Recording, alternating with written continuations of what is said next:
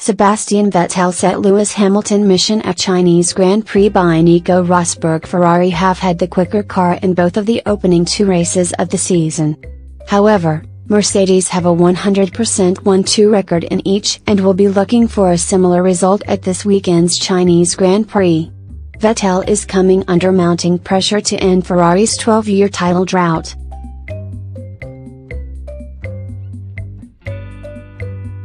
And 2016 F1 champion Rosberg reckons his former Mercedes teammate Hamilton could face a stern battle this time around. "It is just a phase that Sebastian is going through," Rosberg told Press Association Sport. "It is one that all sportspersons have to deal with, where things don't always go to plan.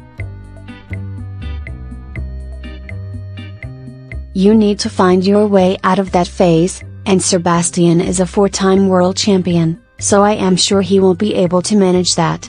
He needs to get into a positive spiral again, and all it takes in Formula One is just one good race, so if he wins in China, then off he'll go." Vettel has yet to finish on the podium this season. And that is one reason Rosberg thinks Hamilton will go on to win his 6th world title. Mercedes have had the better start to the season in terms of points, but it looks as though Ferrari have got the better car, added Rosberg. In Bahrain, Ferrari allowed Sebastian and Charles to race freely, but they have two competitive drivers, so that will be so hard to manage. Lewis, however, is as usual, he is always on it, so I still see him as the favorite for the championship. The Chinese Grand Prix gets underway on Sunday at 7:10 am, BST.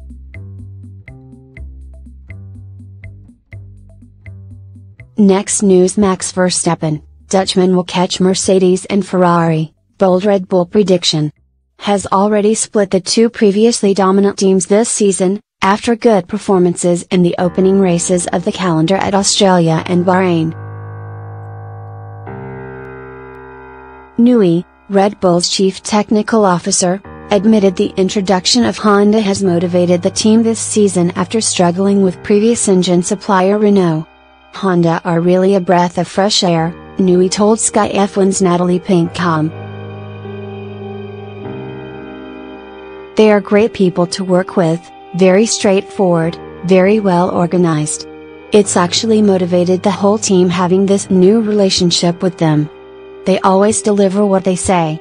No complaints at all there. They're not quite at Mercedes or Ferrari level yet, but I have every confidence that they will get there quite quickly. They just instill that confidence." Verstappen finished third in Melbourne behind race winner Valtteri Bottas and Mercedes teammate Lewis Hamilton, but ahead of both Ferrari drivers. Then in Bahrain, he came fourth behind both Mercedes drivers and Ferrari's Charles Leclerc, but still ahead of Sebastian Vettel.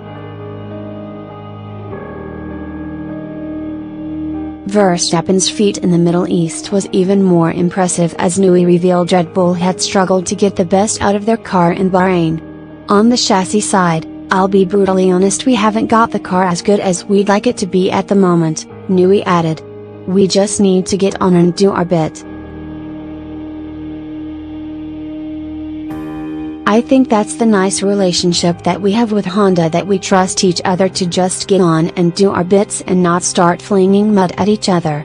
Culturally, absolutely they are very different, but I think as long as you respect that and understand it, then it's absolutely fine."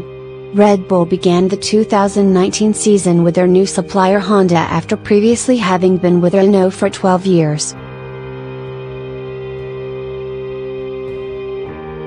Their relationship with the French manufacturers had seen them win 4 Drivers' and Constructors' World Championship doubles between 2010 and 2013. However, underperformance in recent years saw the two sides part ways, with Newey describing the last 2 years as a broken marriage. This weekend we'll see F1 arrive in Shanghai for the Chinese Grand Prix.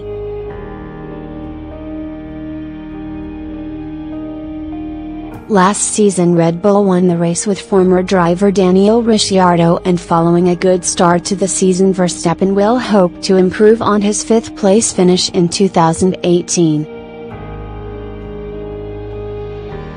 Next news: Ricciardo promises a lot more to come from Renault. Daniel Ricciardo is confident that Renault has a lot of pace, but it is up to him to extract the speed from the car.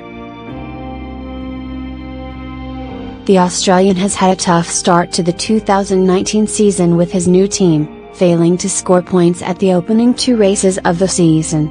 Ricciardo was able to get further experience with the RS19 at the post-Bahrain test, but admits that he is still coming to terms with the car and is hopeful that he will find more comfort soon.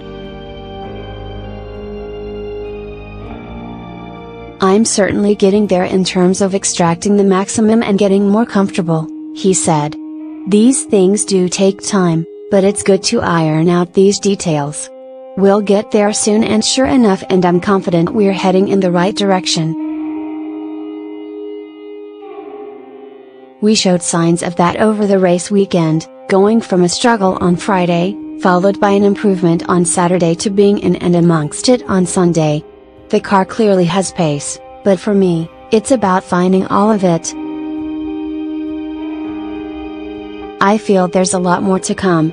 Renault suffered a double DNF at the Bahrain Grand Prix, with Ricciardo and teammate Nico Rosberg coming to a halt at almost the same point towards the end of the race. The team's managing director Cyril Abiteboul says that the team will approach the China weekend with caution as it hopes to relieve its reliability woes.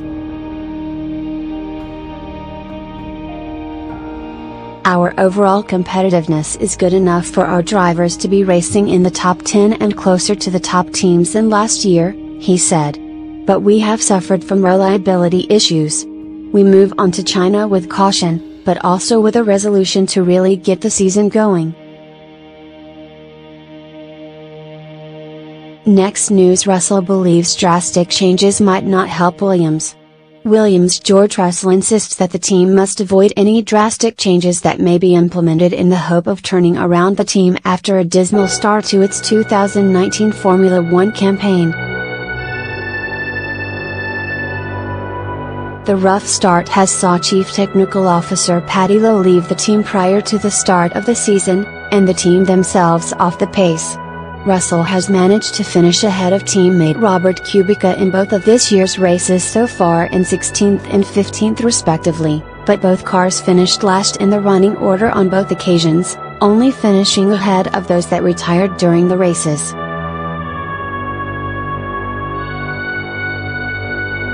"The atmosphere is as positive as it can be, really," Russell said. "Obviously you are not going to be chilled out or relaxed when we are at the back of the grid by a long way, but we do have to stay positive and not do anything drastic.